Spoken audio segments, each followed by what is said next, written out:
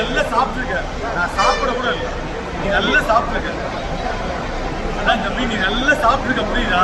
நீங்க நல்லா சாப்பிட்டுருக்க, நீங்க நல்லா சாப்பிட்டுருக்கா, நான் நல்லா சாப்பிட்டு தான் சார் வருவேன்.